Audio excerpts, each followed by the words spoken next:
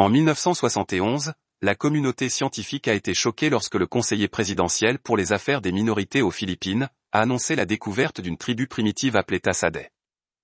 Ce fut l'une des découvertes anthropologiques les plus intrigantes du XXe siècle, et a reçu une large couverture médiatique internationale. C'était le premier groupe humain à être trouvé isolé du monde depuis l'âge de pierre. Ils ne connaissent pas le sens de la civilisation, ils vivent dans des grottes, ils ne connaissent pas le sens des armes ou des guerres, ils n'ont jamais vu la mer auparavant, et ils n'ont jamais rencontré personne d'un autre endroit. Mais le plus grand choc a eu lieu en 1986, lorsque le monde a découvert que tout cela n'était qu'une mascarade, et que les membres de la tribu portaient des jeans et des vêtements occidentaux, et utilisaient des motos pour se déplacer, et que tout le tour était arrangé par le conseiller présidentiel, pour voler des millions de dollars et contrôler la terre. Comment l'astuce du clan Tasadais a-t-elle commencé? L'histoire de Tasadais commence avec Manuel Elizalde, le conseiller présidentiel aux Philippines qui dirigeait l'Agence pour la protection des minorités culturelles. En juillet 1971, Elizalde annonce à la presse la découverte étonnante d'une tribu primitive vivant dans la jungle, et qu'un pêcheur est tombé sur des membres de la tribu au milieu de la brousse.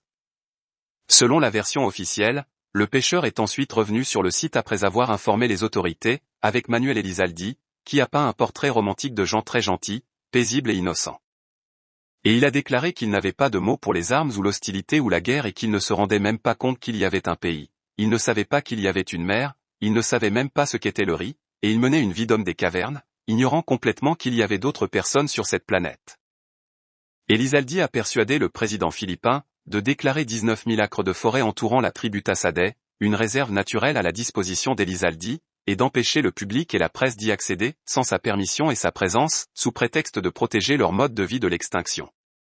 Il s'est nommé protecteur de la tribu, et a dirigé une caravane de professionnels des médias, d'anthropologues et de célébrités pour les rencontrer, les photographier et les étudier.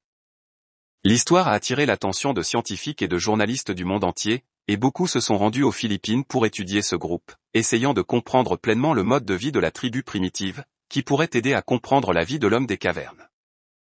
National Geographic a même présenté une couverture de 32 pages de la tribu. La couverture comportait une photo grandeur nature d'un enfant nommé Lobo, de la tribu Tasadais, grimpant à un arbre.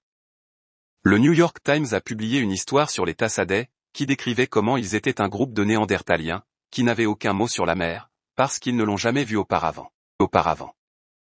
De nombreux médias ont cité les membres de cette tribu, qui comptait 27 personnes et ne dépendait que d'un régime de viande de singe et de champignons, et n'avait aucune connaissance de l'agriculture ou des outils en métal. Il n'y a pas de mots dans leur langue qui se réfèrent à des guerres ou à un autre peuple. Dès le début, les habitants des Philippines étaient sceptiques quant au lien d'Elizalde avec les Tasadis, car c'était une personne controversée qui participait rarement à un projet dont il ne bénéficiait pas, et il n'a pas obtenu le poste de conseiller présidentiel si ce n'est pour ses relations avec le président philippin de l'époque, Marcos, qui était un dictateur connu pour sa corruption. En 1972, le botaniste Douglas Yen et l'anthropologue Carol Maloney ont découvert des problèmes avec le régime alimentaire et la langue de la tribu Tasadi, et ont déclaré qu'ils ne pouvaient pas survivre à la nourriture qu'ils mangeaient. Bien qu'ils n'aient jamais contesté la véracité de l'histoire de la tribu, et qu'il était une tribu primitive, ils ont suggéré qu'ils se sont peut-être séparés de la société il y a seulement une centaine d'années. Les soupçons ont surgi encore plus, lorsqu'une équipe du magazine allemand, Stern, est arrivée, et ils ont trouvé les membres de la tribu Tasadais dans leurs habitations troglodytes, vêtus de feuilles d'arbres, mais en sous-vêtements en tissu, dépassant de dessous. Certains ont également remis en question l'idée qu'ils n'avaient jamais rencontré d'autres humains auparavant, d'autant plus que la ville la plus proche de leur emplacement n'était qu'à 3 heures de route. Après les déclarations des scientifiques, Yin et Maloney, et le rapport du magazine allemand, Elizalde a pris la décision de limiter l'accès des universitaires à la tribu Tasadais, et d'empêcher que certaines questions ne soient posées. Beaucoup soupçonnaient que la décision faisait partie du complot d'Elizalde, pour s'emparer de la terre qu'il déclarait être protégée, et améliorer sa carrière politique, en plus des millions de dollars qu'il avait obtenus de chercheurs et de journalistes, pour le droit d'étudier la tribu, et du financement gouvernemental pour protéger la terre et la tribu. Une révolution aux Philippines révèle la vérité sur la tribu Tasadi. En 1986, le président philippin Marcos et sa famille ont fui le pays après une série de manifestations populaires qui ont conduit à la fin de son règne, et avec lui l'autorité d'Elizalde qui a également quitté le pays, après avoir collecté environ 35 millions de dollars au moins, en fonds alloués pour la recherche et la protection de la tribu Tasadi. Alors que les Philippins célébraient le succès de leur révolution, le journaliste suisse Oswald Itan a vu une opportunité de vérifier la vie et l'histoire de la tribu Tassadi par lui-même, mais il a été choqué de trouver la tribu de l'âge de pierre, loin des grottes, vivant dans des huttes, portant des vêtements de style occidental, et travaillant dans l'agriculture.